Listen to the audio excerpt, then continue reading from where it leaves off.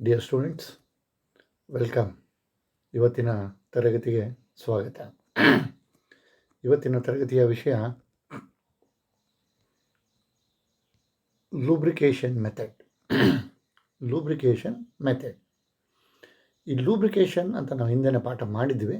ಲೂಬ್ರಿಕ್ಯಾಂಟ್ಸ್, lubrication method ಎಲ್ಲನೂ ನಾವೆಲ್ಲ ತಿಳ್ಕೊಂಡಿದ್ವಿ. ಈಗಲೂ ಒಂದು ಸ್ವಲ್ಪ ಅದ್ರ ಬಗ್ಗೆ ರಿವಿಷನ್ ನೋಡೋಣ. ಲೂಬ್ರಿಕೇಷನ್ ಅಂತಂದರೆ ಏನಿಲ್ಲ, ಭಾಳ ಸಿಂಪಲಾಗಿ ಹೇಳ್ಬೇಕು ಅಂತಂದರೆ ಆಯಿಲಿಂಗ್ ಅಂತ. ಭಾಳ ಸಿಂಪಲಾಗಿ ಹೇಳ್ಬೇಕು ಅಂತಂದರೆ ಆಯಿಲಿಂಗ್. ಏನು ಆಯಿಲಿಂಗು? ಮೆಷಿನ್ಗಳು ಓಡುವಾಗ, ಅಂದರೆ ರನ್ ಆಗುವಾಗ ಸ್ಮೂತಾಗಿ ರನ್ ಆಗೋದಕ್ಕೆ ಅದಕ್ಕೆ ನಾವು ಆಯಿಲ್ ಹಾಕ್ತೀವಿ ಅಥವಾ ಗ್ರೀಸ್ ಹಾಕ್ತೀವಿ, ಏನಾದರೂ ಒಂದು ಹಾಕ್ತೀವಲ್ವ, ಅದನ್ನು ಲೂಬ್ರಿಕೇಷನ್ ಮೆಥಡ್ ಅಂತ ಕರೀತಾರೆ. ಹಾಕ್ತೀವಲ್ಲ ಆ ಲೂಬ್ರಿಕೇಷನ್ನ ಕೆಲವು ಸಲ ಈ ಹೊಲಿಗೆ ಮಿಷಿನ್ಗೆಲ್ಲ ಈ ಥರ ಒಂದು ಆಯಿಲ್ ಕ್ಯಾನ್ ಇಟ್ಕೊಂಡು ಟಪ್ ಟಪ್ ಟಪ್ ಟಪ್ ಟಪ್ ಅಂತ ಹೊಡಿತೀವಿ, ಅಲ್ಲಿ ಆಯಿಲ್ ಬೀಳುತ್ತೆ. ಮತ್ತು ನಾವು ವರ್ಕ್ಶಾಪಲ್ಲಿ ಆಯಿಲ್ ಕ್ಯಾನ್ ಇಟ್ಕೊಂಡು ಸರ್ಫೇಸ್ ಪ್ಲೇಟ್ಗೆಲ್ಲ ಹಾಕ್ಕೊಂಡು ಡ್ರಿಲ್ಲಿಂಗ್ ಮಿಷಿನಲ್ಲೆಲ್ಲ ಕೆಲವು ಸಲ ಎಲ್ಲ ಯೂಸ್ ಮಾಡ್ತೀವಲ್ಲ, ಪಂಪ್ ಮಾಡಿ ಆಯಿಲ್ ಹಾಕ್ತೀವಿ. ಸೊ ಅದು ಮೆಥಡ್ಗಳು. ಆ ಲೂಬ್ರಿಕೇಷನ್ ಮಾಡಬೇಕಾದ್ರೆ ಯಾವ್ಯಾವ ಮೆಥಡ್ ಇರುತ್ತೆ ಅಂತ ಇದೆ, ಅದನ್ನು ಇವಾಗ ನೋಡೋಣ. ಅದರಲ್ಲಿ ಮೊದಲನೇದು ಗ್ರಾವಿಟಿ ಫೀಡ್, ಮತ್ತೊಂದು ಫೋರ್ಸ್ ಫೀಡ್ ಅಥವಾ ಪ್ರೆಷರ್ ಫೀಡ್, ಮತ್ತೊಂದು ಸ್ಪ್ಲಾಶ್ ಲೂಬ್ರಿಕೇಷನ್.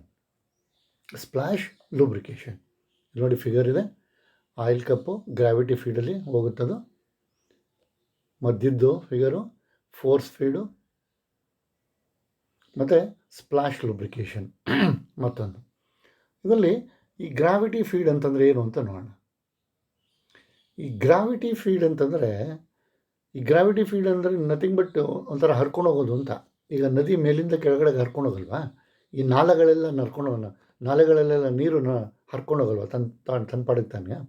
ಅಲ್ಲಿ ಯಾವುದು ಪ್ರೆಷರ್ ಯೂಸ್ ಮಾಡಿರಲ್ಲ. ಅಲ್ಲಿ ಯಾರು ಪ್ರೆಷರ್ ಯೂಸ್ ಮಾಡಿರ್ತಾರ, ತಂತಾನೇ ಹರ್ಕೊಂಡು ಹೋಗುತ್ತೆ. ವಾಟ ಅಂತ ಹೇಳ್ತಾರಲ್ಲ, ಅದನ್ನು ನೋಡಿಕೊಂಡು ತಂತಾನೇ ಹರ್ಕೊಂಡು ಹೋಗೋಕ್ಕೆ ಒಂದು ವ್ಯವಸ್ಥೆ ಮಾಡಿರ್ತಾರೆ. ಅದನ್ನು ಗ್ರಾವಿಟಿ ಫೀಡ್ ಅಂತ ಕರೀತಾರೆ. ಅದೇ ಥರ ಇಲ್ಲೂ ಅಷ್ಟೇ, ಮಿಷಿನ್ಗಳಲ್ಲಿ ಕೆಲವು ಪಾರ್ಟ್ಸ್ಗಳ ಹತ್ರ ಈ ಗ್ರಾವಿಟಿ ಫೀಡ್ ಎಕ್ವಿಪ್ಮೆಂಟ್ನ ಇಟ್ಬಿಟ್ಟಿರ್ತಾನೆ. The gravity feed principle is employed in oil holes.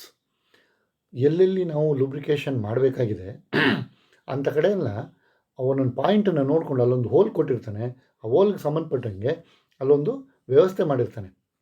ಈ ಥರ ಆಯಿಲ್ ಕಪ್ಪು ಅಥವಾ ವಿಕ್ ಫೀಡ್ ಮಾಡೋಕ್ಕೆ ಅಂತ ಒಂದು ವ್ಯವಸ್ಥೆ ಈ ಥರ ಅಲ್ಲೇ ಕೊಟ್ಬಿಟ್ಟಿರ್ತಾನೆ. Oil cups and wick feed lubrication provided on the machine. ಆ ಮಿಷಿನ್ ಮೇಲೇ ಇದನ್ನು ಕೊಟ್ಬಿಟ್ಟಿರ್ತಾನೆ. ನೀವು ಸಿಂಪಲ್ಲಾಗಿ ಈ ಕಪ್ ಒಳಗಡೆ ಆಯಿಲ್ನ ತುಂಬಿಡೋದು, ನಿಮ್ಮ ಪಾಡಿಗೆ ನಾವು ಕೆಲಸ ಮಾಡ್ತಾ ಹೋಗೋದು ಮಿಷಿನಲ್ಲಿ. ಅದೇ ಥರ ವಿಕ್ ಲೂಬ್ರಿಕೇಷನ್ ಅಂತಿದೆ, ಅಲ್ಲೂ ಅಷ್ಟೇ. ಅಲ್ಲೂ ನಾವು ಆಯಿಲ್ನ ತುಂಬಿಟ್ಬಿಡೋದು, ಕೆಲಸ ಮಾಡೋಕ್ಕೆ ಶುರು ಮಾಡೋದು. ಅದಕ್ಕೆ ಯೂಸ್ ಆಗ್ತಾ ಅದು ಒಂದೊಂದು ಡ್ರಾಪ್ ಬೈ ಡ್ರಾಪು ಹೋಗ್ತಾ ಖಾಲಿ ಆಗುತ್ತೆ. ಪುನಃ ಆಯಿಲ್ನ ಫಿಲ್ ಮಾಡ್ಕೊಳ್ಳೋದು. ಪುನಃ ಆಯಿಲು ತಂತಾನಿಗೆ ನಾವು ಮಿಷಿನ್ ಯೂಸ್ ಆಗ್ತಾ ಇದ್ದಂಗೆ ಆಯಿಲು ನಿಧಾನಕ್ಕೆ ಕೆಳಗಡೆ ಇಳ್ಕೊಂಡು ಹೋಗಿ ಖಾಲಿ ಆಗುತ್ತೆ. ಇದನ್ನು ಗ್ರಾವಿಟಿ ಫೀಡ್ ಅಂತ ಕರೀತಾರೆ. ಇಲ್ಲಿ ಆಯಿಲ್ ಅಪ್ಲೈ ಆಗೋದಕ್ಕೆ ನಾವು ಯಾವುದೇ ಫೋರ್ಸನ್ನು ನಾವು ಅಪ್ಲೈ ಮಾಡೋದಿಲ್ಲ. ಸಿಂಪಲ್ಲಾಗಿ ಆಯಿಲ್ ಕಪ್ಪಲ್ಲಿ ಆಯಿಲ್ನ ತುಂಬಿಡ್ತೀವಿ. ಗ್ರಾವಿಟಿ ಫೀಡ್ ಅದೇ ತಂತಾನೇ ಒಂದೊಂದು ತೊಟ್ಟು ಸೋರ್ಕೊಂಡು ಎಲ್ಲಿ ಬೇಕೋ ಅಲ್ಲಿಗೆ ಪಾಯಿಂಟ್ ಮಾಡಿರ್ತಾರೆ, ಅಲ್ಲೇ ಹೋಗಿ ಬೀಳ್ತಾ ಇರುತ್ತೆ. ಅದನ್ನು ಒಂದು ವ್ಯವಸ್ಥೆ ಆಗಿರುತ್ತೆ. ಇದನ್ನು ಗ್ರಾವಿಟಿ ಫೀಡ್ ಅಂತ ಕರೀತಾರೆ. ಇನ್ನು ಫೋರ್ಸ್ ಅಥವಾ ಪ್ರೆಷರ್ ಫೀಡ್, ಈ ಹೆಡ್ಡಿಂಗೇ ನಿಮ್ಗೆ ಹೇಳುತ್ತೆ ಇದೇನು ಅಂತ. ಅಂದರೆ ನೀವು ಆಯಿಲಿಂಗ್ ಮಾಡಬೇಕಾದ್ರೆ, ಅಂದರೆ ಲೂಬ್ರಿಕೇಷನ್ ಮಾಡಬೇಕಾದ್ರೆ ನಿಮ್ಗೊಂದು ಫೋರ್ಸ್ ಬೇಕು ಅಥವಾ ಅಲ್ಲೊಂದು ಪ್ರೆಷರ್ ಬೇಕು. ಎಕ್ಸಾಂಪಲ್, ನಮ್ಮ ಆಯಿಲ್ ಕ್ಯಾನು ಡೈಲಿ ನಾವು ಯೂಸ್ ಮಾಡ್ತೀವಲ್ಲ, ಆಯಿಲ್ ಕ್ಯಾನು, ನೀವು ಹೇಗೆ ಅದು ಆಯಿಲ್ ಬರುತ್ತೆ ಈಚೆ ಕಡೆ, ನೀವು ಪಂಪ್ ಮಾಡಿದ್ರೆ ತಾನೇ ಬರೋದು. ಅಂದರೆ ಅಲ್ಲಿ ನಾವು ಒಂದು ಪ್ರೆಷರ್ ಕೊಡ್ತೀವಿ, ನಾವು ಆ ಪ್ರೆಷರ್ ಕೊಟ್ಟಾಗ ಆಯಿಲು ಮುಂದೆ ಬರುತ್ತೆ, ಹೌದಲ್ವಾ? ಇದನ್ನು ಅಂದರೆ ನಾವು ಅಲ್ಲೊಂದು ಫೋರ್ಸ್ ಕೊಟ್ಟಂಗೆ ಆಯಿತು. ಇದನ್ನು ಫೋರ್ಸ್ ಅಥವಾ ಪ್ರೆಷರ್ ಫೀಡ್ ಅಂತ ಕರೀತಾರೆ. ಅಂದರೆ ಲೂಬ್ರಿಕೇಷನ್ ಮಾಡಬೇಕಾದ್ರೆ ಏನಾದರೂ ಒಂದು ಪ್ರೆಷರು ಅಥವಾ ಒಂದು ಫೋರ್ಸಲ್ಲಿ ಬೇಕಾಗುತ್ತೆ. ಅದರಲ್ಲಿ oil, grease gun and grease cups, ಈ ಮೂರನ್ನು ವ್ಯವಸ್ಥೆ ಮಾಡಿರ್ತಾನೆ. ಮಿಷಿನಲ್ಲೇ ಇರುತ್ತೆ ಅಥವಾ ಹೊರಗಡೆನೂ ಇರುತ್ತೆ, ಅದನ್ನು ಸಪ್ರೇಟಾಗಿ ಹಾಕೋಬೋದು ಅಥವಾ ಮಿಷಿನ್ ಮೇಲೂ ಇರುತ್ತೆ. The oil hole or grease point leading to each bearing is fitted with the nipple. Each bearing ಪಾಯಿಂಟ್ಗೆ, ಅಂದರೆ ಒಂದು ಮಿಷಿನ್ ಅಂತಂದಮೇಲೆ ಬೇಕಾದಷ್ಟು ಬೇರಿಂಗ್ಗಳಿರ್ತವೆ, ಅದು ರೊಟೇಟ್ ಆಗ್ತಾ ಇರುತ್ತೆ. ಪರ್ಟಿಕ್ಯುಲರ್ ಪಾಯಿಂಟ್ಗೆ ನಿಪ್ಪಲ್ ಮೂಲಕ ಎಲ್ಲ ಪಾಯಿಂಟ್ಗಳು, ಅಂದರೆ ಆಯಿಲಿಂಗ್ ಆಗುವಂಥ ಪಾಯಿಂಟ್ಗಳು ಎಲ್ಲ ಆಯಿಲ್ ಹೋಗಿ ತಂತಾನೆ ಅಲ್ಲಿ ಹೋಗಿ ತಲುಪಬೇಕು, ಆ ಥರ ಪಾಯಿಂಟ್ಗಳನ್ನ ವ್ಯವಸ್ಥೆ ಮಾಡಿರ್ತಾನೆ. And by pressing the nose of the gun, ಮತ್ತು ಆ ಗನ್ದು ನೋಸ್ನ ನಾವು ಪ್ರೆಸ್ ಮಾಡಿದಾಗ is forced to bearing the lubricant is forced to the bearing. ಆವಾಗ ಅಲ್ಲಿ ಪ್ರೆಸ್ ಮಾಡಿದಾಗ ಅದು ಒಳಗಡೆ ಇರುವಂಥ ಲೂಬ್ರಿಕ್ಯಾಂಟು ಫೋರ್ಸಿಂದ ಅದು ಬೇರಿಂಗ್ನ ತಲುಪುತ್ತೆ. ಮತ್ತು grease are also force fed using grease cup. ಮತ್ತು ಇದೇ ಥರ ಒಂದು ಗ್ರೀಸ್ ಕಪ್ ಅಂತ ಇರುತ್ತೆ, ಆಯಿಲ್ ಕಪ್ ಥರನೇ ಗ್ರೀಸ್ ಕಪ್ ಇರುತ್ತೆ. ಅದರಲ್ಲಿ ಗ್ರೀಸ್ನ ಫಿಲ್ ಮಾಡಿಬಿಟ್ಟು ಮೇಲ್ಗಡೆ ಹಾಕಿ ಇಟ್ಟಿರ್ತಾರೆ. ಇದನ್ನು ನೀವು ಅವಾಗವಾಗ ಒಂದೊಂದು ರೌಂಡ್ ತಿರುಗಿಸ್ಕೊತಾ ಇರಬೇಕು. ಒಂದು ರೌಂಡ್ ತಿರುಗಿಸ್ಕೊಂಡಂಗೆ ಅಲ್ಲಿ ಪ್ರೆಷರ್ ಕ್ರಿಯೇಟಾಗಿ ಒಳಗಡೆ ಹೋಗುತ್ತೆ ಅದು ಗ್ರೀಸು. ಆಮೇಲೆ ಒಂದು ಸ್ವಲ್ಪ ಹೊತ್ತು ಆದಮೇಲೆ ಯೂಸ್ ಆಗುತ್ತೆ, ಅದೆಲ್ಲ ನಮಗೆ ಗೊತ್ತಾಗುತ್ತೆ. ಪುನಃ ಇನ್ನೊಂದು ರೌಂಡ್ ತಿರುಗಿಸ್ಕೊಳ್ಳೋದು. ಹಾಗೆ ಗ್ರೀಸ್ ಕಪ್ಪು ಒಂದು ಇರುತ್ತೆ, ಅದರಲ್ಲಿ ಸುಮ್ಮನೆ ಒಂದೊಂದು ರೌಂಡ್ ತಿರುಗಿಸ್ಕೊತಾರೆ. ಅದು ನಾವು ಪ್ರೆಷರ್ ತಾನೇ, ಫೋರ್ಸ್ ತಾನೇ ಕೊಡೋದು. ಅದನ್ನು ಕೂಡ ಫೋರ್ಸ್ ಅಥವಾ ಪ್ರೆಷರ್ ಫೀಡ್ ಅಂತ ಕರೀತಾರೆ. ಇಲ್ಲಿದೆ ನೋಡಿ ಫಿಗರಲ್ಲಿ, ಆ ಒಳಗಡೆ ಗ್ರೀಸ್ ತುಂಬಿಕೊಂಡಿದೆ, ಮೇಲ್ಗಡೆ ಹಿಂಗೆ ತಿರುಗಿದ ತಕ್ಷಣ ಕೆಳಗಡೆಗೆ ಗ್ರೀಸು ಹೋಗಿ ಅಲ್ಲಿ ಕೂತ್ಕೊಳ್ಳುತ್ತೆ, ಟಚ್ ಆಗುತ್ತೆ. ಅದೆಲ್ಲ ಖಾಲಿ ಆದ ತಕ್ಷಣ ಪುನಃ ಇನ್ನೊಂದು ರೌಂಡ್ ತಿರುಗಿಸಿದ್ರೆ ಪುನಃ ಗ್ರೀಸು ಕೆಳಗಡೆ ಹೋಗುತ್ತೆ. ಎಲ್ಲ ಆದಮೇಲೆ ವಾಪಸ್ ಫುಲ್ ಎಲ್ಲ ತೆಗೆದುಬಿಟ್ಟು ಪುನಃ ಗ್ರೀಸ್ ತುಂಬಿಬಿಟ್ಟು ವಾಪಸ್ ಅದೇ ಥರ ಇಡಬೇಕು. ಫಸ್ಟ್ ಮೇಲಿರುತ್ತೆ, ಬರ್ತಾ ಬರ್ತಾ ಬರ್ತಾ ಬರ್ತಾ ಬರ್ತಾ ಹಿಂಗೆ ಕೆಳಗಡೆ ಹೋಗುತ್ತೆ. ಕೆಳಗಡೆ ಹೋದ ತಕ್ಷಣ ಖಾಲಿಯಾಗಿದೆ ಗ್ರೀಸು ಅಂತ ಪುನಃ ಅದನ್ನು ಓಪನ್ ಮಾಡಿಕೊಂಡು ಒಳಗಡೆ ಗ್ರೀಸ್ ಫಿಲ್ ಮಾಡಿ ಪುನಃ ಇಲ್ಲಿ ಫಿಕ್ಸ್ ಆಗುತ್ತೆ ಇಷ್ಟು. ಆಮೇಲೆ ನಿಧಾನಕ್ಕೆ ಅದು ತಿರುಗಿಸ್ತಾ ಈ ಥರ ಕೆಳಗಡೆ ಹಿಡಿಯುತ್ತೆ. ಹಾಗೆ oil is also pressure fed by hand pump, and a change of oil is delivered to each bearing at intervals once or twice a day by operating a lever provided with some machine. ಇಲ್ಲಿ ನೋಡಿ ಒಂದು figure ಇದೆ, ಈ ಫಿಗರಲ್ಲಿ oil ಇದೆ, oil ಇರೋ ಜಾಗ, ಮತ್ತು ಅದಕ್ಕೆ ಪಂಪಿಂಗ್ ವ್ಯವಸ್ಥೆ ಮಾಡಿದ್ದಾರೆ. ಇದು ಯಾವಾಗ ಬೇಕೋ ಆವಾಗ ನಾವು ಪ್ರೆಷರ್ ಮಾಡೋದು, ಲಿವರ್ನ ಪ್ರೆಸ್ ಮಾಡಿದ್ರೆ ಅಲ್ಲಿ ಪಂಪ್ ಆಗುತ್ತೆ, ಆಯಿಲು ಪಂಪ್ ಆಗುತ್ತೆ. ಒಂದು ಲಿವರ್ ಇದೆಯಲ್ಲ, ಆ ಲಿವರ್ನ ಪ್ರೆಸ್ ಮಾಡಿದ್ರೆ ಅದು ಆಯಿಲ್ ಪಂಪ್ ಆಗುತ್ತೆ. ಆಯಿಲ್ ಎಲ್ಲಿ ಹೋಗಬೇಕು ಅಲ್ಲಿ ಹೋಗಿ ಆಯಿಲ್ ಬೀಳ್ತಾ ಇರುತ್ತೆ, ಡ್ರಾಪ್ ಬೈ ಡ್ರಾಪು. ಯಾವಾಗ ಬೇಕೋ ಆವಾಗ ಒಂದು ದಿವಸಕ್ಕೆ 1-2 ಸಲನೋ 3 ಸಲನೋ ಆಪ್ರೇಟ್ ಮಾಡ್ಕೋತೀವಿ. ದಿವಸಕ್ಕೆ 1 ಸಲನೋ ಅಥವಾ 1-2 ಸಲ 3 ಸಲ ಆಪ್ರೇಟ್ ಮಾಡ್ಕೋತೀವಿ. ಮಿಷಿನ್ಗೆ ತಕ್ಕಂತೆ ನಾವು ಎಷ್ಟು ಕೆಲಸ ಮಾಡ್ತೀವಿ ಅದಕ್ಕೆ ತಕ್ಕಂತೆ. ಮತ್ತು this is also known as short lubricator. ಇದನ್ನು ಶಾರ್ಟ್ ಲೂಬ್ರಿಕೇಟರ್ ಅಂತಲೂ ಕರೀತಾರೆ. ಮತ್ತು oil pump method. In this method an oil pump driven by the machine delivers oil to the bearing continuously. ಇಲ್ಲಿ ಕೆಲವು ಮಿಷಿನ್ಸ್ಗೆ ನಾವು ಆವಾಗವಾಗ ಲೂಬ್ರಿಕೇಷನ್ ಮಾಡಿಕೊಂಡ್ರೆ ಸಾಕಾಗುತ್ತೆ. ಆದರೆ ಕೆಲವು ಮಿಷಿನ್ಗಳಿಗೆ ಮಿಷಿನ್ ಆನ್ ಆದ ತಕ್ಷಣ ಕಂಟಿನ್ಯೂಸ್ ಆಗಿ ಲೂಬ್ರಿಕೇಷನ್ಸು ಬೇಕಾಗುತ್ತೆ. ಕಂಟಿನ್ಯೂಸ್ ಆಗಿ ನಾವು ಲೂಬ್ರಿಕೇಷನ್ ಮಾಡಬೇಕಾಗುತ್ತೆ, ಇಲ್ಲದ್ರೆ ಅಲ್ಲಿ ವರ್ಕ್ ಮಾಡೋಕ್ಕೆ ಕಷ್ಟ ಆಗುತ್ತೆ. ಅಂಥ ಸಂದರ್ಭದಲ್ಲಿ ಇಲ್ಲಿ ಮಿಷಿನ್ಗೆ ಒಂದು ಅಟ್ಯಾಚ್ ಮಾಡಿಬಿಟ್ಟಿರ್ತಾರೆ. ಮಿಷಿನ್ ಆನ್ ಆದ ತಕ್ಷಣ ಆಯಿಲ್ ಹೋಗೋ ಥರ, ಈ ಕೂಲೆಂಟ್ಗಳೆಲ್ಲ ಹೋಗುತ್ತಲ್ಲ ಅದೇ ಥರನೇ ಸಣ್ಣ ಪ್ರಮಾಣದಲ್ಲಿ ಆಯಿಲ್ ಹೋಗಿ ತಲುಪೋ ಥರ ಒಂದು ವ್ಯವಸ್ಥೆ ಮಾಡಿರ್ತಾರೆ. ಬೇರಿಂಗಿಗೆ ಕಂಟಿನ್ಯೂಸ್ ಆಗಿ ಆಯಿಲು ಡ್ರಾಪ್ ಬೀಳ್ತಾ ಇರುತ್ತೆ, ಕಂಟಿನ್ಯೂಸ್ ಆಗಿ ಹೋಗ್ತಾ ಇರ್ತದೆ. And the oil afterwards drain from the bearing to a sump from which it is drawn by the pump again for lubrication. ನಾವು ಆವಾಗವಾಗ ಒಂದೊಂದು ತೊಟ್ಟು ಹಾಕ್ಕೊಳ್ಳೋದಕ್ಕೂ ಕಂಟಿನ್ಯೂಸ್ ಆಗಿ ಹೋಗಿ ಬೀಳ್ತಾ ಇರೋದಕ್ಕೂ ವ್ಯತ್ಯಾಸ ಇರುತ್ತಲ್ವ. ಆ ಕಂಟಿನ್ಯೂಸ್ ಆಗಿ ಹೋಗಿ ಬೀಳ್ತಾ ಇದ್ದಾಗ ಆಯಿಲ್ ಎಲ್ಲ ಎವಾಪ್ರೇಟ್ ಆಗೋದಿಲ್ಲ, ಆಯಿಲು ಅಲ್ಲೇ ಉಳ್ಕೊಳ್ತಾ ಇರ್ತದೆ. ಆವಾಗ ಅಲ್ಲಿ ಹೋಗಿ ಮಿಷಿನ್ ಪಾರ್ಟನ್ನು ತಲುಪಿ ಎಲ್ಲ ಮಿಷಿನ್ ಪಾರ್ಟ್ಗಳಿಗೆಲ್ಲ ಟಚ್ ಆಗಿ ಆಯಿಲು ಪುನಃ ಡ್ರಾಪ್ ವಾಪಸ್ಸು ಬೀಳ್ತಾ ಇರುತ್ತೆ. ಅದು ಎಲ್ಲಿಗಪ್ಪ ಬೀಳುತ್ತೆ ಅಂತಂದರೆ ಅಲ್ಲೊಂದು ಟ್ಯಾಂಕ್ ಇರುತ್ತೆ. ಈ ನಾವು ವ್ಯವಸ್ಥೆ ಮಾಡಿರ್ತಾನಲ್ಲ ಪಂಪ್ ಆಗೋದಕ್ಕೆ ಒಂದು ಟ್ಯಾಂಕ್ ಇಟ್ಟಿರ್ತಾನಲ್ಲ, ಆ ಟ್ಯಾಂಕ್ಗೆ ವಾಪಸ್ ಬಂದು ಬೀಳ್ತಾ ಇರ್ತದೆ. ಪುನಃ ಲೂಬ್ರಿಕೇಷನ್ ಆಯ್ತಾ ಇರ್ತದೆ. ಪಂಪ್ ಆಗ್ತಾ ಇರುತ್ತೆ, ಆಯಿಲ್ ಹೋಗಿ ಬೀಳ್ತಾ ಇರುತ್ತೆ ಪಾರ್ಟ್ಸ್ಗಳ ಮೇಲೆ, ಆಯಿಲ್ ಪಾರ್ಟ್ಸ್ಗಳು ರೊಟೇಟ್ ಆಗ್ತಾ ಇರುತ್ತೆ, ಪುನಃ ಆಯಿಲ್ ಅಲ್ಲಿ ಯೂಸ್ ಆಗಿಬಿಟ್ಟು ಕೆಳಗಡೆಗೆ ಡ್ರಾಪ್ ಬೈ ಡ್ರಾಪ್ ಬೀಳ್ತಾನೆ ಇರ್ತದೆ, ಟ್ಯಾಂಕಲ್ಲಿ ತುಂಬ್ಕೋತಾನೆ ಇರ್ತದೆ, ಪುನಃ ಅಗೈನು ಪಂಪ್ ಆಗ್ತಲೇ ಇರ್ತದೆ. ಅದನ್ನು ಬಿಟ್ಟರೆ ಮತ್ತೊಂದು ಸ್ಪ್ಲಾಶ್ ಲೂಬ್ರಿಕೇಷನ್ ಅಂತ, ಇದು ನೋಡಿ ಫಿಗರ್ ಗಮನಿಸಿ. ಸ್ಪ್ಲಾಶ್ ಲೂಬ್ರಿಕೇಷನ್ ಅಂತ, ಶಾಫ್ಟ್ ಮಧ್ಯದಲ್ಲಿ ಒಂದು ರಿಂಗ್ ಕೊಟ್ಟಿದ್ದಾನೆ, ಕೆಳಗಡೆ ಆಯಿಲ್ ಇದೆ, ಆ ರಿಂಗು ಆಯಿಲ್ಗೆ ಟಚ್ ಆಗಿದೆ,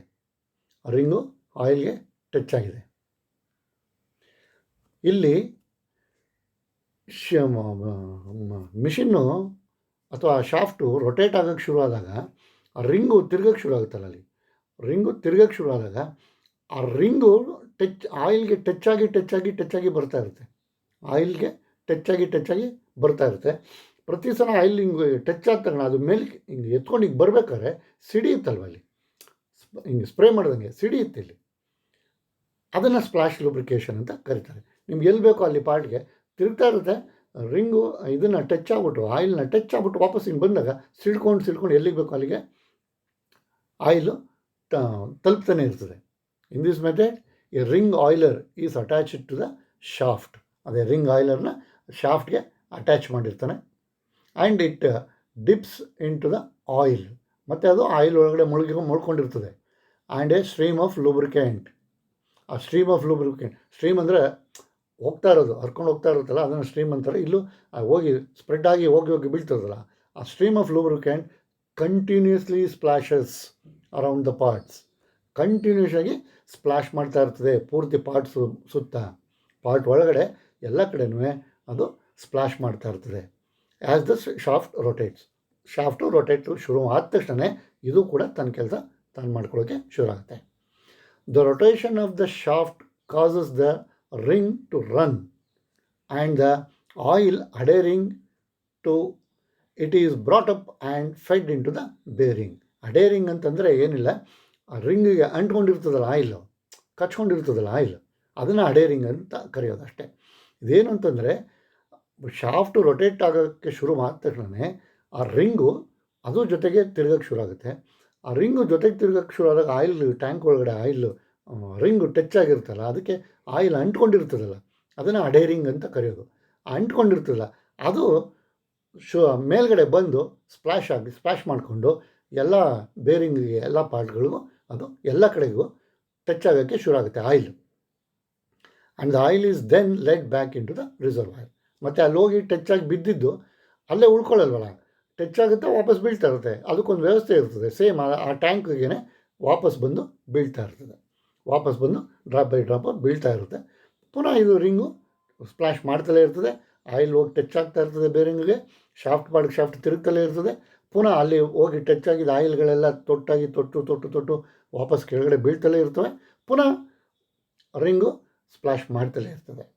and this is also known as ring oiling. ಇದನ್ನು ರಿಂಗ್ ಆಯಿಲಿಂಗ್ ಅಂತಲೂ ಕರೀತಾರೆ. ಮತ್ತು in other system, one of the rotating element comes in contact with that of the oil level and splash the whole system with lubricating oil while working. ಇದು same ಅದೇ ಥರನೇ, ಅಲ್ಲೊಂದು ring ಇರುತ್ತೆ, ಇಲ್ಲಿ ಬೇರೆ ರೊಟೇಟಿಂಗ್ ಎಲಿಮೆಂಟ್ ಇರುತ್ತೆ. Element ಅಂದರೆ parts. ಒಂದು ರೊಟೇಟಿಂಗ್ ಎಲಿಮೆಂಟ್ ಇರುತ್ತೆ, ಆ ಎಲಿಮೆಂಟು ಆಯಿಲ್ ಒಳಗಡೆ ಮುಳುಗಿರುತ್ತೆ, ಆಯಿಲ್ ಒಳಗಡೆ ಇರುತ್ತೆ. ಯಾವಾಗ ಮಿಷಿನ್ ಸ್ಟಾರ್ಟ್ ಆಗುತ್ತೆ ಅದು ತಿರ್ಗೋಕ್ಕೆ ಶುರು ಆಗುತ್ತೆ ಅಥವಾ ಅದು ವರ್ಕ್ ಆಗೋಕ್ಕೆ ಶುರು ಆಗುತ್ತೆ, ಅದು ಮಾಮೂಲಿ ಸ್ಪ್ಲಾಶ್ ಆಗೋಕ್ಕೆ ಶುರು ಆಗುತ್ತೆ. In such system can be found in the head stock of A lathe machine and oil engine cylinder. ಈ ಥರ ಸಿಸ್ಟಮ್ನ ಲೇತಲ್ಲಿ ಹೆಡ್ ಸ್ಟಾಕ್ ಒಳಗಡೆ ವ್ಯವಸ್ಥೆ ಮಾಡಿರ್ತಾನೆ, ಮತ್ತು ಆಯಿಲ್ ಇಂಜಿನ್ ಸಿಲಿಂಡರಲ್ಲೂ ಕೂಡ ಈ ವ್ಯವಸ್ಥೆ ಇರುತ್ತೆ. ಇಷ್ಟೆಲ್ಲ ಆದಮೇಲೆ ಈ ಗ್ರೀಸ್ ಹಾಕೋದಕ್ಕೆ ಕೆಲವು ಮೆಥಡ್ ಇದೆ. ಅದರಲ್ಲಿ ಕೆಲವು ಫೋರ್ಸಾಗಿ ಹಾಕಬೇಕಲ್ಲ ಗ್ರೀಸ್ನ, ಅದಕ್ಕೆ ಗನ್ ಅಂತ ಕರೀತಾರೆ. ಅದಕ್ಕೆ ಯೂಸ್ ಮಾಡ್ತಾರಲ್ಲ ಅದನ್ನು ಗನ್ ಅಂತ.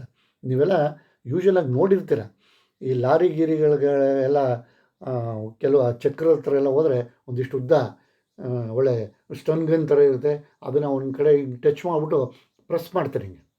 ಅದನ್ನು ಹಿಂಗೆ ಪ್ರೆಸ್ ಮಾಡಿದ್ರೆ ಅಲ್ಲಿ ಒಳಗಡೆ ಇರೋಂಥ ಗ್ರೀಸು, ಅಲ್ಲಿ ಒಳಗಡೆ ಒಂದು ಪಾರ್ಟ್ ಇರುತ್ತೆ, ಒಂದು ಬಾಲ್ ಇರುತ್ತೆ, ಆ ಬಾಲು ಈ ಗ್ರೀಸ್ ಗನ್ದು ಪಾಯಿಂಟ್ ಹೋಗಿ ಹಿಂಗೆ ಟಚ್ ಆದ ತಕ್ಷಣ ಸ್ವಲ್ಪ ಒಳಗಡೆ ಹಿಂಗೆ ತಿಳಿದ್ರೆ ಬಾಲ್ ಒಳಗಡೆ ಹೋಗುತ್ತೆ. ಬಾಲ್ ಒಳಗಡೆ ಹೋದಾಗ ಇಲ್ಲಿ ನಾವು ಗ್ರೀಸ್ ಗನ್ದು ಲಿವರ್ ಪ್ರೆಸ್ ಮಾಡಿದ್ರೆ ಒಳಗಡೆ ಬಾಲ್ ಒಳಗಡೆ ಹೋಗಿ ಜಾಗ ಮಾಡಿಕೊಡುತ್ತೆ ಗ್ರೀಸ್ ಹೋಗೋದಕ್ಕೆ. ಇಲ್ಲಿರೋ ಗ್ರೀಸು ಸ್ವಲ್ಪ ಒಳಗಡೆ ಹೋಗುತ್ತೆ. ಸ್ವಲ್ಪ ಒಳಗಡೆ ಹೋಗಿ ಅದು ಗೊತ್ತಾಗುತ್ತೆ ನಮಗೆ, ಅದೆಲ್ಲ ಈಚೆ ಬರೋದೆಲ್ಲ ಗೊತ್ತಾಗುತ್ತೆ, ಸಾಕಾಗುತ್ತಾ ಅಥವಾ ಇನ್ನೂ ಹಾಕಬೇಕಾ ಅಂತ. ಅದು ನೋಡ್ಕೊಂಡು ವಾಪಸ್ ತೆಗೆದ್ರೆ ಬಾಲ್ ವಾಪಸ್ ಬಂದ್ಬಿಟ್ಟು ಲಾಕ್ ಆಗಿಬಿಡುತ್ತೆ. ಆವಾಗ ಒಳಗಡೆ ಇರೋ ಗ್ರೀಸು ಆಚೆ ಬರಲ್ಲ. ಅಲ್ಲೇ ಯೂಸ್ ಆಗಿ ಆಪ್ರೇಟಾಗಿ ಖಾಲಿ ಆಗುತ್ತೆ. ಪುನಃ ಇನ್ಯಾವಾಗ ಇರ್ಬೇಕಾದ್ರೆ ಆ ಪಾಯಿಂಟನ್ನು ಇಟ್ಟು ಪ್ರೆಸ್ ಮಾಡ್ತಾರೆ. ಪ್ರೆಸ್ ಮಾಡಿದ್ರೆ ಬಾಲ್ ಒಳಗಡೆ ಹೋಗುತ್ತೆ. ಲಿವರ್ ಪ್ರೆಸ್ ಮಾಡ್ತಾರೆ, ಈ ಗನ್ನಲ್ಲಿರುವಂಥ ಗ್ರೀಸು ಒಳಗಡೆ ಹೋಗುತ್ತೆ. ಎಷ್ಟು ಬೇಕೋ ಅಷ್ಟು ಗೊತ್ತಾಗುತ್ತೆ ನಮ್ಮಲ್ಲಿ. ಪುನಃ ಬಿಟ್ಬಿಟ್ರೆ ವಾಪಸ್ ತೆಗೆದ್ರೆ ಬಾಲು ಒಳಗಡೆಯಿಂದ ಬಂದು ಲಾಕ್ ಆಗಿ, ಗೋಲಿ ಸೋಡಾ ನೋಡಿದ್ದೀರಲ್ವಾ, ಆ ಗೋಲಿ ಸೋಡಾದಲ್ಲಿ ಬಂದು ಗೋಲಿ ಲಾಕ್ ಆಗಿರುತ್ತಲ್ಲ, ಆ ಥರ ವಾಪಸ್ಸು ಲಾಕ್ ಆಗಿಬಿಡುತ್ತೆ. ಅದಕ್ಕೆ ಇಲ್ಲಿ ಒಂದು 2-3 ಥರ ಗನ್ಸ್ ಇದ್ದಾವೆ. ಅದನ್ನು ಇಲ್ಲಿ ನೋಡಿ ಫಿಗರ್ 1ನಲ್ಲಿ ಟಿ ಹ್ಯಾಂಡಲ್ ಪ್ರೆಷರ್ ಗನ್ ಅಂತ ಕರೀತಾರೆ. ಇದನ್ನು ಟಿ ಹ್ಯಾಂಡಲ್, ಇದನ್ನು ಸುಮ್ಮನೆ ತಿರುಗಿಸೋದು ಅಷ್ಟೆ. ಮತ್ತೊಂದು automatic and hydraulic type of pressure gun. ಇಲ್ಲಿ ಆಟೋಮೆಟಿಕ್ಕು ಮತ್ತು hydraulic type of pressure gun ಅಂತ ಕರೀತಾರೆ. ಇದು ಆಟೋಮೆಟಿಕ್ ಕೆಲಸ ಮಾಡುತ್ತೆ, ಹೈಡ್ರಾಲಿಕ್ ಪ್ರೆಷರಲ್ಲಿ ಕೆಲಸನೂ ಮಾಡುತ್ತೆ. ಹಾಗೆ ಲಿವರ್ ಟೈಪ್ ಪ್ರೆಷರ್ ಗನ್, ನಾನು ಆವಾಗಲೇ ಹೇಳಿದ್ನಲ್ಲ ಲಾರಿಗೆ ಯೂಸ್ ಮಾಡ್ತಾರೆ ಅಂತ, ಮೋಸ್ಟ್ ಪಾಪ್ಯುಲರ್ ಇದನ್ನೇ ಜಾಸ್ತಿ ಯೂಸ್ ಮಾಡ್ತಾರೆ. ನೀವೆಲ್ಲ ಕಡೆ ಇದನ್ನು ನೋಡಿರ್ತೀರ, ಗಮನಿಸಿರಲ್ಲ. ಇನ್ಯಾವಲ್ಲರೂ ನೋಡಿ ಒಂದ್ಸರಿ.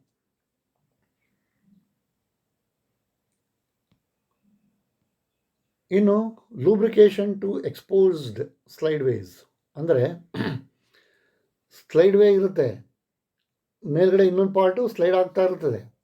ಇದು ಓಪನ್ ಇರ್ತದೆ. ಈ ಬೇರಿಂಗು ಗೀರಿಂಗು ಕೆಲವು ಪಾರ್ಟ್ಸ್ಗಳೆಲ್ಲ ಆದರೆ ಅದು ಯಾವುದೋ ಒಂದು ಬಾಕ್ಸ್ ಒಳಗಡೆ ನಟ್ಟು ಬೋಲ್ಟು ಎಲ್ಲ ಹಾಕಿ ನೀಟಾಗಿ ಫಿಕ್ಸ್ ಮಾಡಿರ್ತಾರೆ. ಅಲ್ಲಿ ಲೂಬ್ರಿಕೇಷನ್ ಮಾಡುವಾಗೆಲ್ಲ ಅದಕ್ಕೆ ವ್ಯವಸ್ಥೆ ಎಲ್ಲ ಮಾಡಿರ್ತಾರೆ. ಇನ್ನು ಕೆಲವು ಸಂದರ್ಭದಲ್ಲಿ ಎಕ್ಸ್ಪೋಸ್ ಆಗಿರುತ್ತೆ. ಇದು ನೋಡಿ, ಈ ಸ್ಲೈಡಿಂಗ್ ಪಾರ್ಟ್ ಇದ್ದರೆ ಇಲ್ಲಿ ಶುದ್ಧ ಇಲ್ಲಿಂದ ಓಡಾಡುತ್ತೆ. ಎಕ್ಸಾಂಪಲ್ ಲೇತ್ ಬೆಡ್ ಮೇಲೆ ಟೈಲ್ ಸ್ಟಾಕು ಇಲ್ಲಿಂದ ಇಲ್ಲಿ ತನಕ ಓಡಾಡುತ್ತೆ. ಅದೇ ಥರ ಕ್ಯಾರೇಜು ಇಲ್ಲಿಂದ ಇಲ್ಲಿ ತನಕ ಓಡಾಡುತ್ತೆ. ಬಟ್ ಇದು ಓಪನ್ ಇರುತ್ತೆ, ಅಟ್ಮಾಸ್ಫಿಯರ್ಗೆ ಇದು ಓಪನ್ ಇರುತ್ತೆ, ಎಲ್ಲೂ ಕ್ಲೋಸಿಗಿರಲ್ಲ. ಇದನ್ನೇ ಎಕ್ಸ್ಪೋಸ್ಡ್ ಸ್ಲೈಡ್ ವೇಸ್ ಅಂತ ಕರೀತಾರೆ. ಇಲ್ಲಿ ಹಿಂಗೆ ತಳ್ಳಬೇಕಾದ್ರೆ ಇಲ್ಲ ಈಸಿಯಾಗಿ ಮೂವ್ ಆಗಬೇಕಾದ್ರೆ ನಿಮಗೆ ಅಲ್ಲಿ ಲೂಬ್ರಿಕೇಷನ್ ಬೇಕಾಗುತ್ತೆ. ಇಲ್ಲಿ the moving part experience some kind of resistance even when the surface of the part seems to be very smooth. ಇಲ್ಲಿ ನೀವು ಅಲ್ಲೇತು ಮಿಷಿನಲ್ಲಿ ನೋಡಿ ಏನು ಸ್ಮೂತಾಗಿರುತ್ತೆ. ಬೆಡ್ ವೇಸು ಆಗಲಿ, ನೀವು ಒಳಗಡೆ ವಿಗ್ರೂ ಆಗಲಿ, ಎಲ್ಲ ಭಾಳ ಸ್ಮೂತಾಗಿರುತ್ತೆ. ಆದರೂ ನೀವು ಲೂಬ್ರಿಕೇಷನ್ ಮಾಡಿಲ್ಲ ಅಂದರೆ ಅದನ್ನು ತಳ್ಳಬೇಕಾದ್ರೆ ಅಲ್ಲಿ ಒಂದೊಂದು ಸಲ ನಿಮಗೆ ಸ್ಟ್ರಕ್ ಆಗೋ ಥರ ಅನುಭವ ಬರುತ್ತೆ. ಅದನ್ನು ರೆಸಿಸ್ಟೆನ್ಸ್ ಅಂತ ಕರೀತಾರೆ. ಅಲ್ಲಿ ರೆಸಿಸ್ಟ್ ಮಾಡುತ್ತೆ ಒಂದೊಂದು ಸಲ.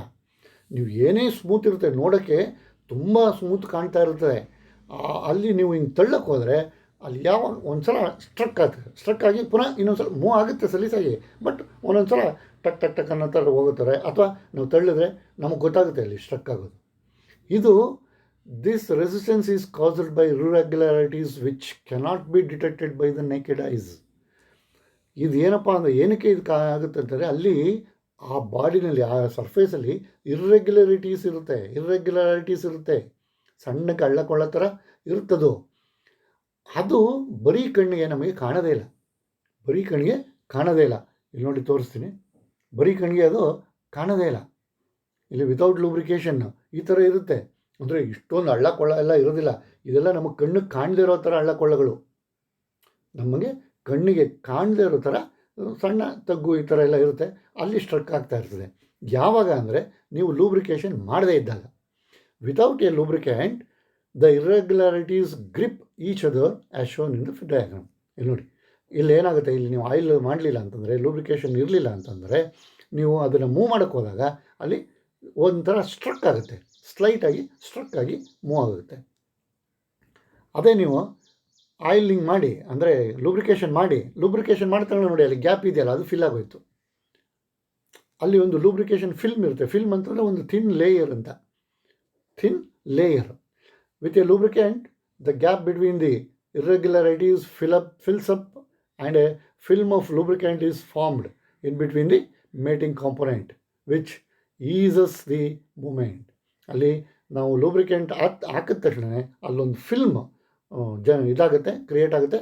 ಆ ಫಿಲ್ಮು ಆ ಗ್ಯಾಪ್ಗಳನ್ನ ಫಿಲ್ ಮಾಡಿಬಿಡುತ್ತೆ, ಅಲ್ಲಿರೋಂಥ ಗ್ಯಾಪ್ಗಳನ್ನ ಫಿಲ್ ಮಾಡುತ್ತೆ. ಅವಾಗ ಮೂಮೆಂಟು ಸಲೀಸಾಗುತ್ತೆ, ಈಸಿಯಾಗುತ್ತೆ. ಆಮೇಲೆ the slide ways are lubricated frequently by an oil can. ಮತ್ತು ಆ ಸ್ಲೈಡ್ ವೇವ್ಸ್ಗಳೆಲ್ಲ ಫ್ರೀಕ್ವೆಂಟಾಗಿ ನಾವು ಅದನ್ನು ಲೂಬ್ರಿಕೇಷನ್ ಮಾಡ್ಕೋತಾನೆ ಇರಬೇಕು. ಮಿಷಿನ್ಗಳಲ್ಲಿ ಯೂಶ್ವಲಾಗಿ ನಾವು ಕೆಲಸ ಶುರು ಮಾಡೋಕ್ಕಿಂತ ಮುಂಚೆ ಅದನ್ನು ಒರೆಸ್ಬಿಟ್ಟು ನೀಟಾಗಿ ಕ್ಲೀನ್ ಮಾಡಿಬಿಟ್ಟು ಲೂಬ್ರಿಕೇಷನ್ ಮಾಡಬೇಕು. ಕೆಲಸ ಆದಮೇಲೆ ಪುನಃ ಅದನ್ನು ನೀಟಾಗಿ ಕ್ಲೀನ್ ಮಾಡಿ ವಾಪಸ್ ಲೂಬ್ರಿಕೇಷನ್ ಮಾಡಬೇಕು. ಅದಕ್ಕೆ ಆಯಿಲ್ ಕ್ಯಾನ್ ಅಂತ ಇದೆ, ನಾವೆಲ್ಲ ನೋಡಿದ್ದೀವಿ, ನೀವು ಎಲ್ಲ ನೋಡಿದ್ದೀರ. ನೀವು ಎಲ್ಲರೂ ಇದನ್ನು ಆಪ್ರೇಟು ಮಾಡಿದ್ದೀರ. ಇದು ಹೇಗೆ ಆಪ್ರೇಟ್ ಆಗುತ್ತೆ ಅಂತಲೂ ಗೊತ್ತು. ಆಯಿಲ್ ಖಾಲಿ ಆದಾಗ ನೀವು ಅದಕ್ಕೆ ವಾಪಸ್ ಆಯಿಲ್ನ ಫಿಲ್ ಮಾಡಿದ್ದೀರ ಬಾಟ್ಲಿಂದ, ಎಲ್ಲ ನಿಮಗೆ ಗೊತ್ತು. ಆಯಿಲ್ ಕ್ಯಾನ್ನ ಯೂಸ್ ಮಾಡಿಕೊಂಡು ಈ ಥರ ಸ್ಲೈಡ್ ವೇವ್ಗಳಲ್ಲಿ ಅವಾಗವಾಗ ಲೂಬ್ರಿಕೇಷನ್ನ ಮಾಡ್ಕೋತಾ ಇರ್ತಾರೆ. ಕೆಲವು ಸಲ ಗೇರ್ಗಳಿರ್ತವೆ, ಆ ಓಪನ್ ಇರ್ತವೆ ಗೇರ್ಗಳು. ಆ ಗೇರ್ಗಳಿಗೂ ನಾವು ಲೂಬ್ರಿಕೇಷನ್ ಮಾಡಬೇಕಾದ್ರೆ after cleaning the open gears, ಈ ಓಪನ್ ಗೇರ್ಸ್ಗಳನ್ನ ಎಲ್ಲ ನೀಟಾಗಿ ಕ್ಲೀನ್ ಮಾಡಿ oil them and repeat lubrication regular. First ಗೇರ್ಗಳನ್ನ ನೀಟಾಗಿ ಕ್ಲೀನ್ ಮಾಡಿ ಆಮೇಲೆ ಅವುಗಳನ್ನ ಆಯಿಲಿಂಗ್ ಮಾಡಬೇಕು, ಆಮೇಲೆ ಅವುಗಳನ್ನ ಲೂಬ್ರಿಕೇಷನ್ ಮಾಡಿ ಮತ್ತು ಲೂಬ್ರಿಕೇಷನ್ನ ರಿಪೀಟಾಗಿ ಮಾಡ್ತಾ ಇರಬೇಕು, ರೆಗ್ಯುಲರಾಗಿ ಮಾಡ್ತಾ ಇರಬೇಕಾಗುತ್ತೆ. ಇನ್ನು ಕೆಲವು ಸಲ ಲೂಬ್ರಿಕೇಟ್ ಬೇರಿಂಗ್, ಈ ಲೂಬ್ರಿಕೇಟ್ ಬೇರಿಂಗನ್ನು ಕೂಡ ನಾವು ಲೂಬ್ರಿಕೇಟ್ ಮಾಡಬೇಕಾಗುತ್ತೆ. A shaft moving in a bearing is also subjected to frictional resistance. Bearing bearing ಮತ್ತು ಶಾಫ್ಟು ಒಳಗಡೆ ಸೇರಿಕೊಂಡೇ ಮೂವ್ ಆಗ್ತಾ ಇರ್ತದೆ, ಅಲ್ಲೂ ಫ್ರಿಕ್ಷನಲ್ ರೆಸಿಸ್ಟೆನ್ಸ್ ಇರುತ್ತೆ, ಅಲ್ಲೂ ಕೂಡ ಫ್ರಿಕ್ಷನಲ್ ರೆಸಿಸ್ಟೆನ್ಸ್ ಇರುತ್ತೆ. The shaft rotates in a bush bearing or in a ball ಅಥವಾ ರೋಲರ್ ಬೇರಿಂಗ್ ಎಕ್ಸ್ಪೀರಿಯನ್ಸಿಂಗ್ ಫ್ರಿಕ್ಷನ್.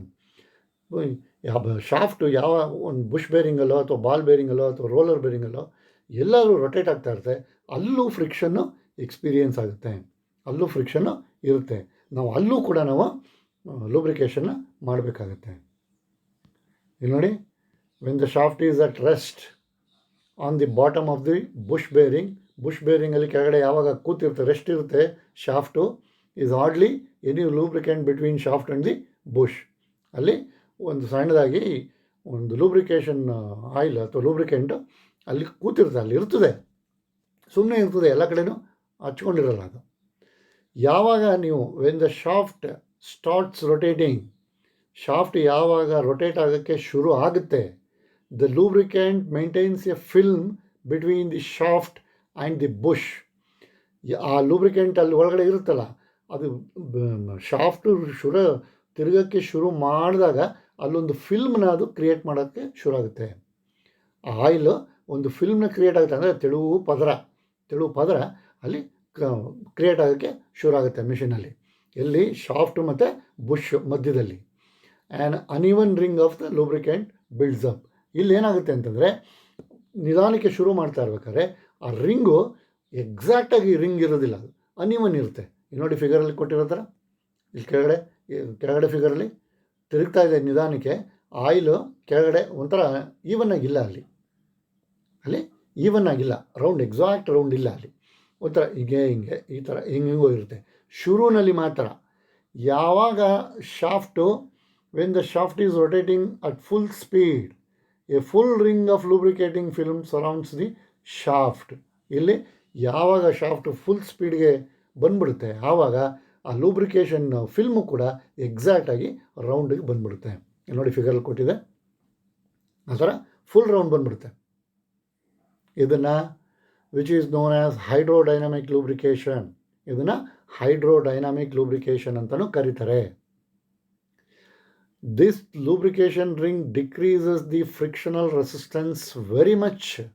ಇದೇನಪ್ಪ ಅಂತಂದರೆ, ಫ್ರಿಕ್ಷನಲ್ ರೆಸಿಸ್ಟೆನ್ಸ್ನ ಈ ಲೂಬ್ರಿಕೇಷನ್ ಸಿಸ್ಟಮ್ಮು ಭಾಳ ಕಮ್ಮಿ ಮಾಡುತ್ತೆ, ತುಂಬ ಕಮ್ಮಿ ಮಾಡುತ್ತೆ ಫ್ರಿಕ್ಷನಲ್ ರೆಸಿಸ್ಟೆನ್ಸ್ನ ಈ ಲೂಬ್ರಿಕೇಟಿಂಗ್ ರಿಂಗು ಸಿಕ್ಕಾಬಟ್ಟೆ ವೆರಿ ಮಚ್ ಕಮ್ಮಿ ಮಾಡುತ್ತೆ, ತುಂಬ ಡಿಕ್ರೀಸ್ ಮಾಡುತ್ತೆ. And at the same time protects the mating member against wear and changes. ಮತ್ತು ಮೇಟಿಂಗ್ ಮೆಂಬರ್ಗಳಿದಾವಲ್ಲ, ಅಂದರೆ ಒಂದಕ್ಕೊಂದೆಲ್ಲ ಸೇರಿಸ್ತು ಶಾಫ್ಟು ಬುಷು ಎಲ್ಲ ಇರ್ತಾವಲ್ಲ, ಆ ಮೇಟಿಂಗ್ ಪಾರ್ಟ್ಸ್ಗಳನ್ನ ನಾವು ಪ್ರೊಟೆಕ್ಟ್ ಮಾಡುತ್ತೆ. ವೇರ್ ಆ್ಯಂಡ್ ಟೇರಿಂದ ಹಾಳಾಗೋದ್ರಿಂದ ಪ್ರೊಟೆಕ್ಟ್ ಮಾಡುತ್ತೆ. ಅದೇನಾದ್ರು ಶೇಪ್ ಅಥವಾ ಚೇಂಜ್ ಆಗೋದ್ರಿಂದ ಅದನ್ನು ತಪ್ಪಿಸುತ್ತೆ. ಹೆಂಗೆ ಚೇಂಜ್ ಆಗುತ್ತೆ? ನೀವು ಲೂಬ್ರಿಕೇಷನೇ ಮಾಡಲಿಲ್ಲ ಅಂದರೆ ಫ್ರಿಕ್ಷನ್ ಕ್ರಿಯೇಟ್ ಆಗುತ್ತೆ. ಫ್ರಿಕ್ಷನ್ ಕ್ರಿಯೇಟ್ ಆಗ್ತಿದ್ದಂಗೆ ಹೀಟ್ ಜನ್ರೇಟ್ ಆಗುತ್ತೆ. ಹೀಟ್ ಜನ್ರೇಟ್ ಆಗಿ ಜಾಸ್ತಿಯಾಗಿ ಮೇಟಿಂಗ್ ಪಾರ್ಟ್ಸ್ಗಳೇ ನಿಮಗೆ ವೇರ್ ಆ್ಯಂಡ್ ಟೇರ್ ಆಗ್ಬಿಡ್ಬೋದು, ಹಾಳಾಗ್ಬೋದು. ಅದನ್ನೆಲ್ಲನೂ ಇದು ಕಾಪಾಡುತ್ತೆ, ಮೇಂಟೈನ್ ಮಾಡುತ್ತೆ. ಮತ್ತು some bush bearing have oil feeding holes over which the oil or grease cup is mounted and the lubricant is fed through the holes into the bearing by gravity feed system. ನಾನು ಆವಾಗಲೇ ಹೇಳಿದೆ, ಈ ಥರ ಕೆಲವು bush ಬೇರಿಂಗ್ಗಳಿಗೆ ನೋಡಿ oil hole ಇಲ್ಲೊಂದು ಕಾಣ್ತಾ ಇದೆಯಾ, ಆಯಿಲ್ ಫೀಡ್ ಹೋಲ್ ಅಂತ. ಅಲ್ಲಿ ಆಯಿಲ್ ಕಪ್ಪು ಏನೋ ಒಂದು ವ್ಯವಸ್ಥೆ ಅಲ್ಲಿ ಇರ್ತದೆ. ಸುಮ್ಮನೆ ಆಯಿಲ್ನ ಫೀಡ್ ಮಾಡಿಬಿಟ್ಟು ತುಂಬಿಟ್ಬಿಡೋದು ಅಷ್ಟೇ. ಶುರು ಆಗ್ತಿದ್ದಂಗೆ ರೊಟೇಟ್ ಆಗೋಕ್ಕೆ ಶುರು ಆಗ್ತಿದ್ದಂಗೆ ನಿಧಾನಕ್ಕೆ ಒಂದೊಂದೇ ಡ್ರಾಪು ಆಯಿಲು ಕೆಳಗಡೆ ಇಳ್ಕೊಂಡು ಎಲ್ಲಿ ತಲುಪಬೇಕು ಅಲ್ಲಿ ತಲುಪುತ್ತೆ. ಇದು ಆವಾಗಲೇ ನಾನು ಹೇಳಿದ್ನಲ್ಲ, ಇದು ಗ್ರಾವಿಟಿಲಿ ಹೋಗುತ್ತೆ, ಇಲ್ಲಿ ಯಾವುದೇ ಫೋರ್ಸು ಅಪ್ಲೈ ಮಾಡಲ್ಲ. ಮತ್ತು hints for lubricating machines. Lubricating ಮಾಡಬೇಕಾದ್ರೆ ಮೆಷಿನ್ಸ್ನ ಕೆಲವು ಹಿಂಟ್ಸ್ಗಳು ಬರಬೇಕು. ಏನದು ಅಂದರೆ, first identify the oiling and greasing point. ಯಾವ ಪಾಯಿಂಟಲ್ಲಿ ನಾವು ಆಯಿಲ್ ಮಾಡಬೇಕು, ಗ್ರೀಸ್ ಹಾಕಬೇಕು, ಅದನ್ನು ಐಡೆಂಟಿಫೈ ಮಾಡಬೇಕು.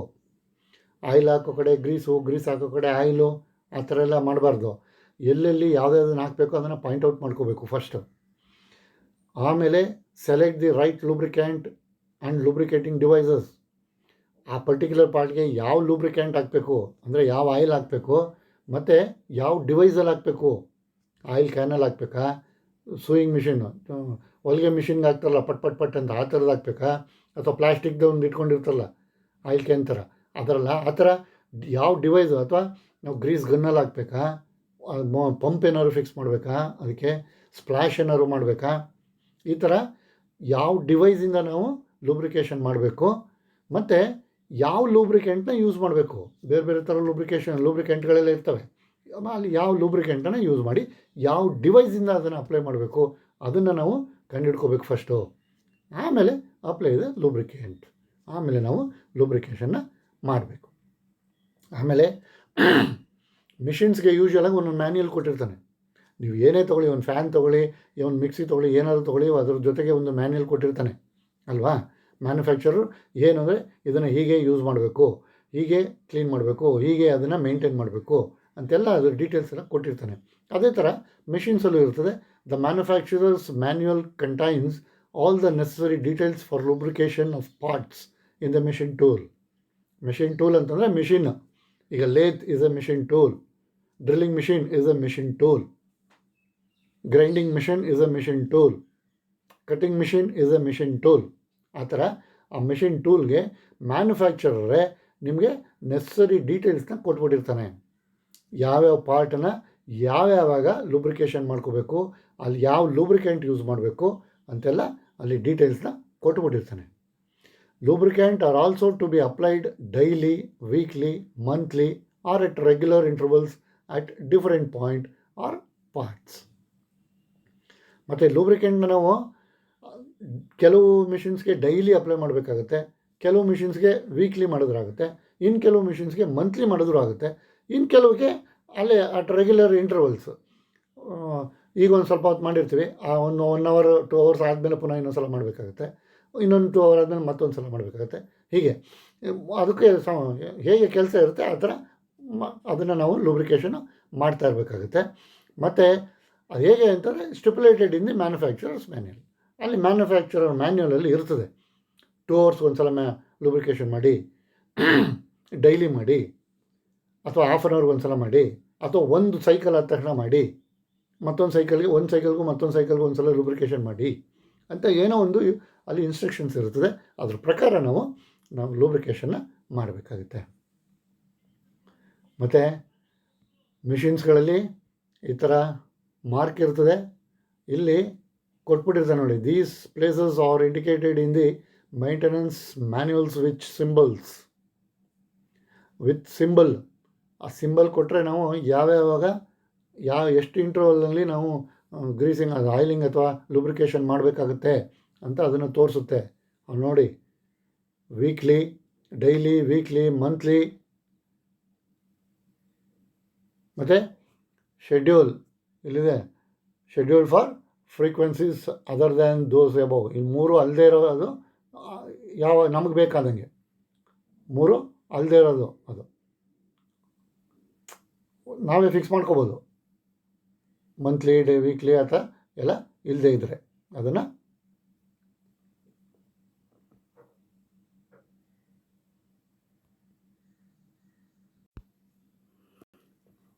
ಸಾರಿ ಮಧ್ಯದಲ್ಲಿ ಇಂಟ್ರಪ್ಟ್ ಆಯಿತು.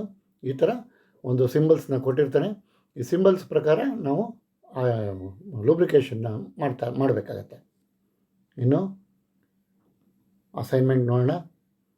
ನೀವು ಅದಕ್ಕೆಲ್ಲ ಆನ್ಸರ್ ಮಾಡಿ. State the system of lubrication and their applications. Give the 2 examples of gravity field and give the 2 examples of force field. ಇದಿಷ್ಟನ್ನು ನನಗೆ ನೀವು ಬರೆದು ವಾಪಸ್ಸು ಕಳಿಸ್ಬೇಕು. ಓಕೆನಾ? ಇದಕ್ಕೇನಾದ್ರು ರೆಫರೆನ್ಸ್ ಬೇಕು ಅಂತಂದರೆ ನಿಮ್ಮ ಹತ್ರ ಎಲ್ಲರ ಹತ್ರನೂ ಬುಕ್ ಇದೆ, ನಿಮಿ ಬುಕ್ಕು. ಅದರಲ್ಲಿ 4th ಸೆಮ್ ನಿಮಿ ಬುಕ್ಕಲ್ಲಿ ಪೇಜ್ ನಂಬರ್ 151 ಮತ್ತು 152, 153 ಇದರಲ್ಲಿ ಇನ್ನೂ ಡೀಟೇಲ್ಸು ಇದೆ. ಅದನ್ನು ಕೂಡ ನೀವು ನೋಡ್ಬೋದು. ಪುನಃ ಮತ್ತೊಂದು ವಿಷಯ ತಗೊಂಡು ನಿಮ್ಮನ್ನು ನಾಳೆ ಭೇಟಿ ಆಗ್ತೀನಿ. ಅಲ್ಲಿ ತನಕ thank you very much. Thank you all.